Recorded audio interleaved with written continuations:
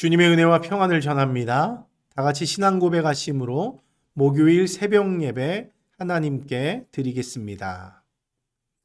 나는 전능하신 아버지 하나님 천지의 창조주를 믿습니다. 나는 그의 유일하신 아들 우리 주 예수 그리스도를 믿습니다. 그는 성령으로 잉태되어 동정녀 마리아에게서 나시고 본디오 빌라도에게 고난을 받아 십자가에 못 박혀 죽으시고 장사된 지 사흘 만에 죽은 자 가운데서 다시 살아나셨으며 하늘에 오르시어 전능하신 아버지 하나님 우편에 앉아 계시다가 거기로부터 살아있는 자와 죽은 자를 심판하러 오십니다. 나는 성령을 믿으며 거룩한 공교회와 성도의 교제와 죄를 용서받는 것과 몸의 부활과 영생을 믿습니다. 아멘. 은혜가 풍성하신 하나님 아버지, 은혜와 사랑을 감사합니다. 죄인된 우리를 위하여 십자가 지시고 사망 권세 이기시고 부활 승리하심으로 우리에게 영원한 생명 주신 주님을 찬송하며 높여드립니다. 오늘 이 아침부터 우리가 그런 은혜의 선물 주신 주님께 감사하며 기쁨의 예배 올려드리기 원하오니 주님 이 예배 받아주시고 특별히 예배를 통해서 우리에게 또한 이 땅을 살아갈 수 있는 귀한 말씀 부어주셔서 오늘 하루도 주님의 은혜 가운데 승리하며 살아갈 수 있도록 우리에게 은혜 베풀어 주시옵소서. 함께 하실 주님을 기다립니다. 감사드리며 예수님 이름으로 기도합니다. 아멘. 오늘 우리에게 주신 하나님의 말씀 함께 나누겠습니다. 오늘 우리에게 주신 하나님 말씀은 누가복음 12장 35절에서 40절까지 말씀입니다. 허리에 띠를 띠고 등불을 켜고 서 있으라. 너희는 마치 그 주인이 혼인집에서 돌아와 문을 두드리면 곧 열어주려고 기다리는 사람과 같이 되라. 주인이 와서 깨어있는 것을 보면 그 종들은 복이 있으리로다. 내가 진실로 너희에게 이르노니 주인이 띠를 띠고 그 종들을 자리에 앉히고 나와 수종 들리라. 주인이 혹 2경이나 혹 3경에 이르러서도 종들이 그같이 하고 있는 것을 보면 그 종들은 복이 있으리로다. 너희도 아는 바니 집주인이 만일 도둑이 어느 때에 이를 줄 알았더라면 그 집을 뚫지 못하게 하였으리라. 그러므로 너희도 준비하고 있으라. 생각하지 않은 때에 인자가 오리라 하시니라. 아멘. 할렐루야. 예배 가운데 나오신 여러분 모두를 환영하고 축복합니다. 귀한 아침에 우리 주님께서 우리에게 주실 귀한 은혜 소망하면서 예배 가운데 나아갔으면 좋겠습니다. 최근 우리가 복음서 부분을 통독하고 있는데요. 여러분들이 읽으셔서 여러분들도 동일하게 느끼셨을 수 있지만 마태복음 24장이나 또 마가복음 13장 같은 그 복음서의 뒷부분을 보면 예수님은 항상 마지막 때의 징조에 관해서 그 제자들에게 말씀해주고 있는 것을 우리가 보게 됩니다.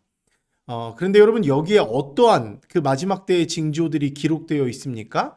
거짓 선지자들의 출현과 세상에서 일어나는 난리와 소문이 있을 것이라고 말씀하죠. 또 민족과 국가 간에 벌어지는 전쟁, 그리고 곳곳에서 일어나는 기근과 지진, 그런 자연재해들이 있을 것이라고 우리에게 말씀해주고 있습니다.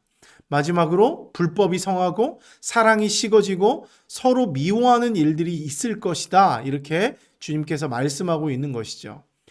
근데 여러분 지금의 시대를 한번 돌아보십시오. 어떻습니까? 예수님이 경고하며 예언한 것과 같이 그 마지막 때의 징조들이 그대로 나타나고 있는 것 같습니다. 뉴스를 볼 때마다 전쟁과 기근과 자연재해 소식을 듣죠. 수많은 난리와 소문들을 우리가 듣고 있습니다. 또 불법이 성하고 사랑이 식어지고 서로 미워하고 갈등하는 모습들을 우리는 늘 보고 있어요. 그러면서 우리는 괴로움 가운데 이 땅을 살아가고 있는 것입니다. 여러분 이것은 무엇을 의미하고 있습니까? 예수님께서 말씀하신 그 마지막 때가 정말로 가까워지고 있다. 그런 증거라고 할 수 있죠. 여러분 그런데 여기서 가장 중요한 것은 무엇인가요? 마지막 때의 징조가 중요한 것이 아닙니다. 이 마지막 때의 징조가 나타나고 있다는 것은 뭐냐면 예수님이 말씀하시고 약속하셨던 그 재림의 때가 이제 우리에게 가까웠다라고 하는 것을 우리에게 말씀하고 있는 것이죠. 여러분, 우리들이 잘 알고 있듯이 성경은 우리들에게 뭘 말해주고 있나요? 예수님의 초림과 재림을 분명하게 말씀하고 있습니다. 예수님의 초림은요, 성경의 약속대로 예수님이 이 땅 가운데 오심으로 하나님이 인간이 되어 주심으로 완전하게 성취가 된 것입니다. 그런데 이 십자가와 부활의 사명을 이 땅 가운데 이루시고 하나님 나라를 전하신 그 예수님께서 또한 뭘 약속하고 계시냐? 예수님의 재림을 약속하고 있다는 거예요. 이미 오신 분께서 다시 오실 것을 약속하고 있는 것이죠. 때문에 이 신약 시대의 성도들은, 모든 성도들은 초림과 재림 사이를 살아가는 사람들이라고 할 수 있어요. 이미 오심과 다시 오심 사이에 살아가는 사람들이라고 할 수 있습니다. 그래서 우리는 어떤 삶을 살아야 돼요? 예수님이 약속하신 재림을 준비하고 기다리는 삶을 살아가야 한다는 것이죠. 초림과 재림 사이를 살아가고 다시 오심을 약속한 받은 사람들이기 때문에 주님의 다시 오심을 우리는 준비하고 기다리는 삶을 살아가야 한다는 것이죠. 여러분, 그러면 우리가 하나님의 성도로서 주님의 다시 오심을 준비하고 기다려야 하는 이유가 무엇인가? 여러분, 성경에 많은 내용들이 나와 있지만 오늘은 누가복음 12장을 중심으로 우리가 주님의 다시 오심을 준비하고 기다려야 하는 이유가 무엇인지 좀 짧게 살펴보려고 합니다. 여러분, 오늘 본문을 보면 어떻습니까? 예수님께서 제자들에게 주님의 재림에 대한 교훈을 주고 있어요. 특별히 하나의 비유를 주님께서 가져오셔서 그 제자들을 교훈하고 있습니다. 오늘 35절과 36절 말씀 보십시오. 예수님은 제자들에게 말씀합니다. 허리에 띠를 띠고 등불을 켜고 서 있으라. 그러면서 또 말씀하세요. 너희는 마치 그 주인이 혼인집에서 돌아와 문을 두드리면 곧 열어주려고 기다리는 사람과 같이 되라. 이렇게 말씀하고 있다는 것이죠. 어떤 주인이 혼인집에서 돌아와 문을 두드렸을 때 그 문을 열어주기 위해서 기다리는 사람, 기다리는 종들과 같이 되라 말씀하고 있는 거예요. 여러분, 그런데 예수님의 이런 명령은요, 당시의 결혼 문화를 생각하면 어쩌면 조금 과한 요청일 수 있다는 것입니다. 여러분, 예수님 당시 유대인들의 혼인잔치, 결혼 예식은 밤에 시작해서 짧게는 5일, 길게는 일주일간 계속되었다고 합니다. 아주 긴 시간을 어떤 결혼 잔치를 벌이게 되는 것이죠. 여러분, 때문에 집에 있는 종들은요, 결혼 잔치에 간 주인이 언제쯤 돌아올 예정인지 알 수 있는 방법이 없습니다. 그런데도 오늘 예수님은 그 제자들에게 뭐라고 명령하고 있는 거예요? 그런 상황을 누구보다도 잘 알고 있으심에도 불구하고 주인이 돌아와 문을 두드리면 곧장 문을 열어줄 수 있는 그런 사람이 되라. 기다리는 사람이 되라. 이렇게 말씀하고 있다는 거예요. 심지어 오늘 38절 말씀 한번 보십시오. 뭐라고 말씀하세요? 그 주인이, 잔치집에 간 주인이 혹 이경이나 혹 삼경에 이를지라도, 돌아올지라도 그같이 하라. 그같이 문을 두드렸을 때 열어주는 사람이 되라. 기다리는 사람이 되라. 이렇게 명령합니다. 여러분, 이 시대에서 이경은요, 밤 10시에서 새벽 2시 사이를 말하는 거예요. 또 삼경은 새벽 2시에서 동이 틀 때까지의 상황을, 그 시간을 말하고 있는 것입니다. 그러니까 예수님의 이 명령은 뭐예요?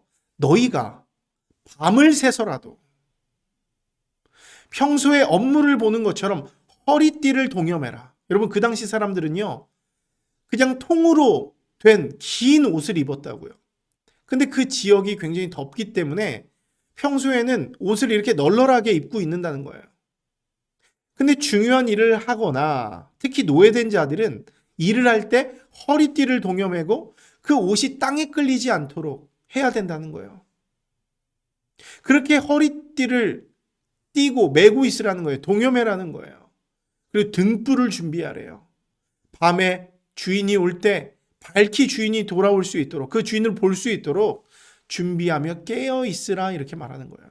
주인을 맞이할 준비를 하라는 것이죠. 그리고 그렇게 깨어 있는 종에게는 복이 있을 것이다, 이렇게 예수님께서 명령하고 있는 거예요. 그 상황을 알고 계심에도 불구하고 그런 어떻게 보면 어려운 명령을 하는 것이죠. 여러분, 때문에 우리가 현대적인 관점으로 이 명령을 생각하면 우리 예수님의 명령이 조금 과하지 않나, 너무하지 않나, 이런 생각 들 수 있습니다. 언제 올지도 모르는 주인을 무작정 기다려야 한다는 그 명령이 너무 이게 좀 착취가 아닌가 생각할 수 있고요. 그 무작정 기다려야 하는 종들을 생각하니까 그들이 너무 불쌍하고 안쓰럽다는 생각이 들 수 있습니다. 여러분, 그런데 오늘 본문을 가만히 한번 살펴보십시오. 이 본문을 가만히 살펴보면, 유의 깊게 살펴보면 오늘 예수님의 이 명령이 종들을 착취하고 괴롭게 하고 시험하기 위한, 테스트하기 위한 말씀이 아니라는 것을 우리가 알게 돼요. 그렇게 말씀하신 주님의 의도가 있는 것이죠. 예수님은 그런 의도로 말씀하신 것이 아니라 오히려 예수님은 그 주인이 돌아왔을 때 그 잔치에서 돌아온 주인이 종들에게 베풀어 줄 상급이 얼마나 크고 놀라운 것인지 그것을 강조하기 위해서 이런 비유를 들고 있는 거예요. 그 주인이 얼마나 좋은 것들로 그들에게 베풀어 줄지 강조하기 위해서 이런 비유를 들고 있는 것이죠. 즉, 오늘 본문의 강조점이 기다리는 종들에게 있는 것이 아니라 잔치집에서 돌아와서 은혜 베풀어 줄 주인의 사랑, 주인의 섬김에 있다고 하는 거예요. 여러분, 실제로 오늘 본문 37절 말씀을 한번 보십시오. 뭐라고 말씀합니까? 제가 읽겠습니다. 주인이 와서 깨어있는 것을 보면 그 종들은 복이 있으리로다. 내가 진실로 너희에게 이르노니 주인이 띠를 띠고 그 종들을 자리에 앉히고 나와 수종들리라, 이렇게 말씀하고 있어요. 뭐라고요? 잔치에서 돌아온 종이 그 깨어있는 종들을 보고 띠를 띠고 그 종들을 식탁에 앉혀서 그들을 수종든대요. 여러분, 이것은 당시의 상황, 당시의 문화에서 또 보면 정말 파격적인 일이라고 할 수 있습니다. 믿기 어려운 아주 놀라운 일이라고 할 수 있죠. 여러분, 당시 사회에서 주인과 종은요, 그 신분이 철저히 구별되어 있었어요. 주인이 해야 할 일과 종이 해야 할 일들이 분명히 구분되어 있었습니다. 둘 사이에 분명한 차이가 있었다는 것이죠. 때문에 종들은요, 주인을 똑바로 쳐다볼 수 없습니다. 그 주인이 내미는 그 손끝에 모든 것이 달려 있는 거예요. 그 손끝이 명하는 대로 일을 해야 있고요. 그 손끝이 죽으라고 하면 어쩌면 죽어야 했을 수도 있습니다. 이런 상황이니 어때요? 함께 주인과 앉을 수도 없고 똑바로 쳐다볼 수도 없고 더욱이 한 상에 앉아서 식사를 한다는 것은 정말 생각할 수도 없는 일이죠. 근데 여러분, 오늘 잔치에서 돌아온 이 주인의 모습을 보세요. 그 당시의 일반적인 주인의 모습과는 정말 다른 모습을 보여주고 있습니다. 상식과는 벗어난 주인의 모습을 보여주고 있어요.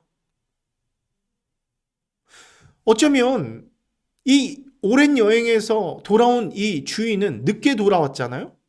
종들을 불러서 일을 시킬 수도 있었어요. 자신이 여행하고 돌아온 뒤처리를 명령해야 함이 마땅합니다. 자기의 허기진 배를 먼저 채우기 위해서 음식을 만들라 명령할 수 있고요. 내가 당장 씻을 물과 잠자리를 준비하라 명령할 수도 있습니다. 근데 오늘 이 본문에 나타난 이 주인은 일반적인 주인들과 다르다고요. 어떻게 합니까? 갑자기 띠를 띱니다. 종들이 해야 하는 것처럼 띠를 띠고 종들이 해야 하는 일을 하기 시작해요. 자신을 기다려준 종들을 식탁에 앉힙니다. 그리고 시중 받아야 할 그 주인이 오히려 자신을 기다려준 종들을 위해서 주인이 직접 누구를요? 자신을 기다려준 종들을 직접 시중 들기 시작한다는 거예요. 말도 안 되는 일이죠. 종들이 명령하고 자신이 시중을 받아야 되고 그런 상황임에도 그런 상황이 분명한데 오히려 자신이 띠를 띠고 종들을 식탁에 앉히고 산의 진미로 그들을 먹이게 하고 그들을 직접 시중 들어 주었다는 거예요. 여러분 여기서 케네스 베일리라고 하는 아주 유명한 신약학자는요. 이 주인이 자신을 기다리는 종들을 위해서 자기가 거기서 요리를 했다는 게 아니라 혼인 잔치집에서 먹고 마셨던 맛있는 음식들을 싸와서 준비해 왔다는 그런 흥미로운 해석을 하고 있어요. 심지어 그 잔치집의 자리에서도 다른 하인들을 시켜서 종들을 시켜서 그 기다리는 자들에게 음식을 가져다 줄 수 있었음에도 불구하고 여러분 그것도 얼마나 놀라운 은혜예요. 나를 기다리는 종들의 배를 채우기 위해서 무언가를 누구를 시켜서 가져다 주는 것도 놀라운 은혜인데 그렇게 할 수 있었음에도 불구하고 이 주인은 자신이 직접 그 맛있는 잔치 음식을 챙겨서 그 종들을 채워주기 위해서 돌아왔다고 하는 거예요.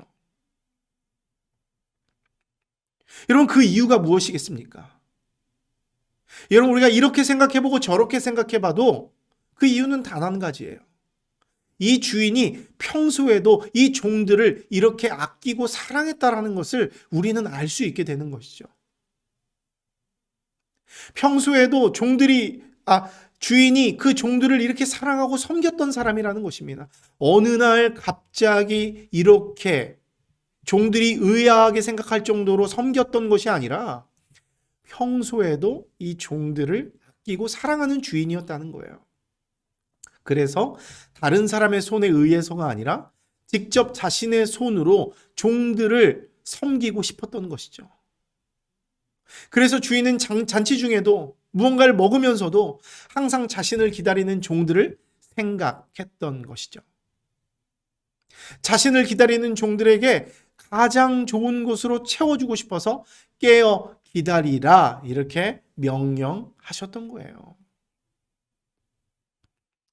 사랑하는 성도 여러분, 저는 오늘 이 본문 말씀을 묵상하면서 참 큰 은혜를 받게 됩니다. 우리를 향한 하나님의 백성들을 향한 예수님의 마음이 무엇인지 이 본문에 분명하게 나타나 있기 때문인 것이죠. 여러분 예수님이 우리에게 주님의 재림을 기다려라, 깨어 기다려라, 인내하며 기다려라 말씀하시는 것은 우리를 곤란에 빠뜨리고 힘들게 하기 위함이 아니라는 거예요.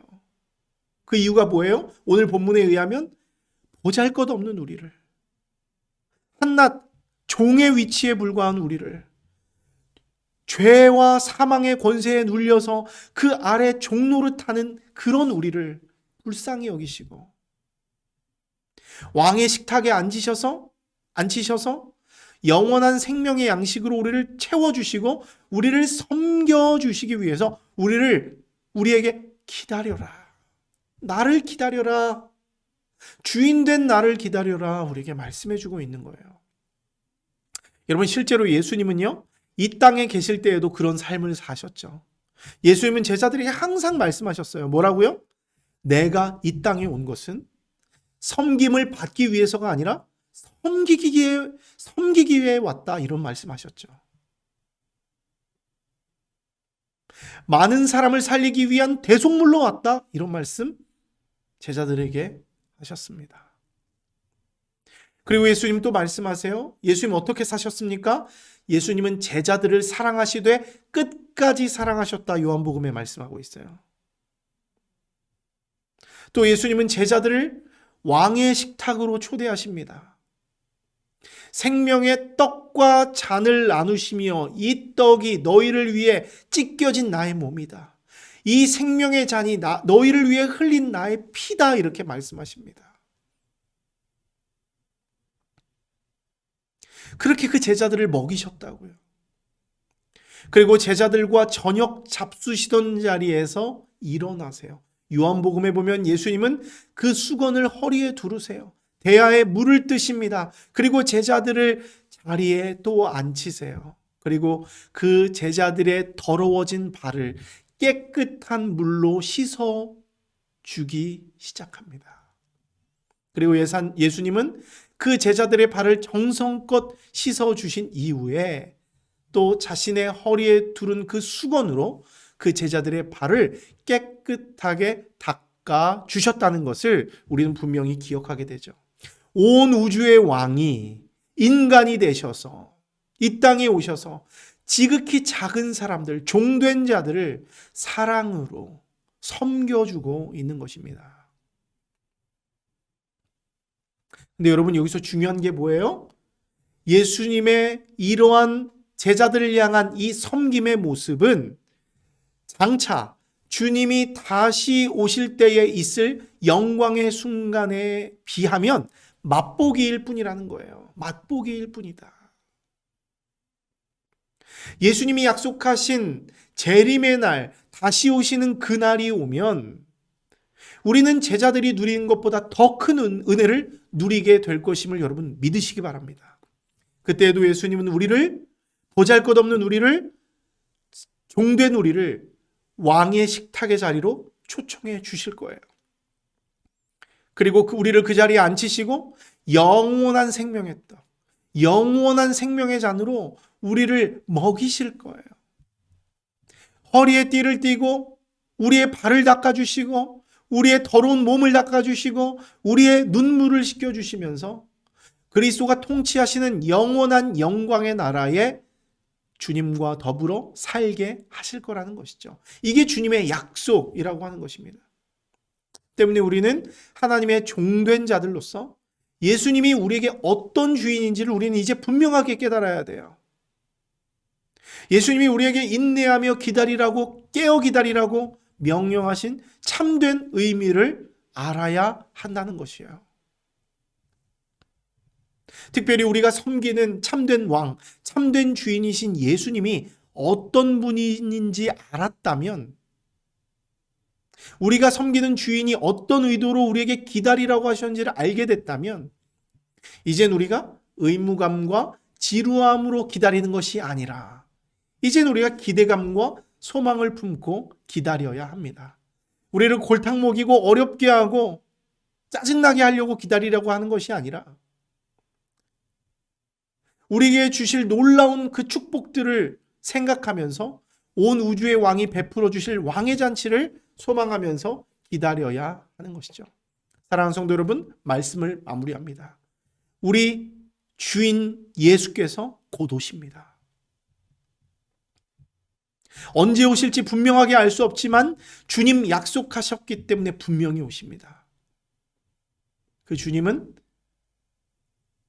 종된 우리를 사랑하시는 분이고 우리를 섬기시기 위해서 기쁜 마음으로 오실 거예요.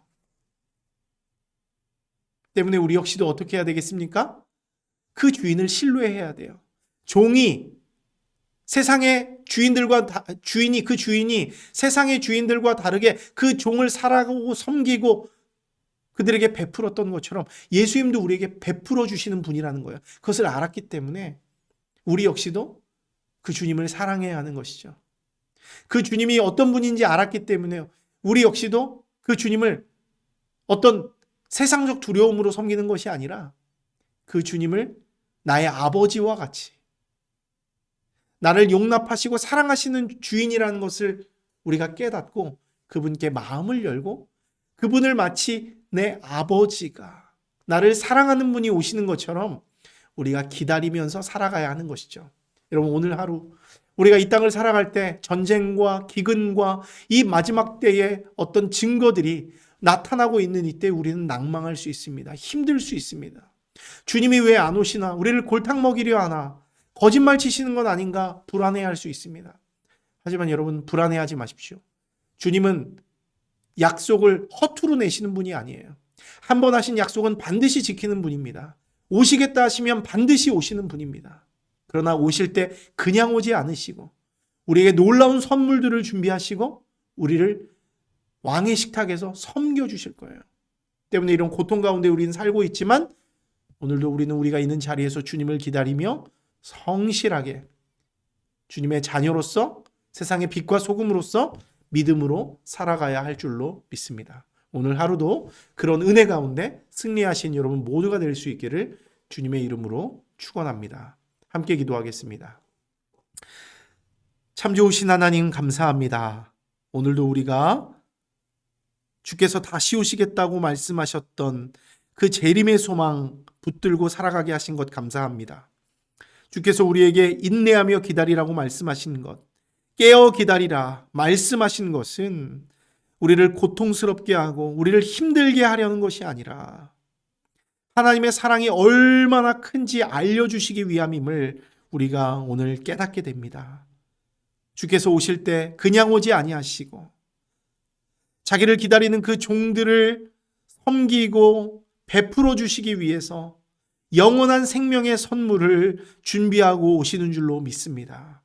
하나님, 우리가 그 주님의 오심을 기다리게 하시고 소망하게 하시고 주님과 더불어 왕의 식탁에서 주와 함께 그 산의 진미를 나누며 주와 동행하며 주께서 베푸시는 그 은혜를 누리며 살기를 소망하오니 하나님, 우리가 그날을 소망하며 그날을 기다리며 주님 오심을 기뻐하며 살아갈 수 있도록 주님 도와주시고 인도하여 주시옵소서.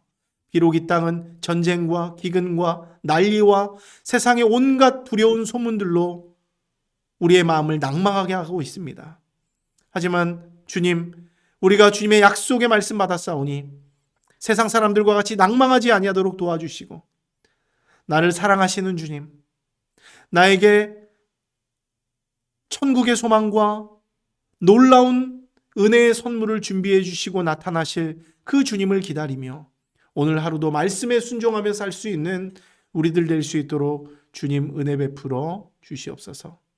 그 주님을 기다리고 소망합니다. 감사드리며 예수님 이름으로 기도합니다. 아멘.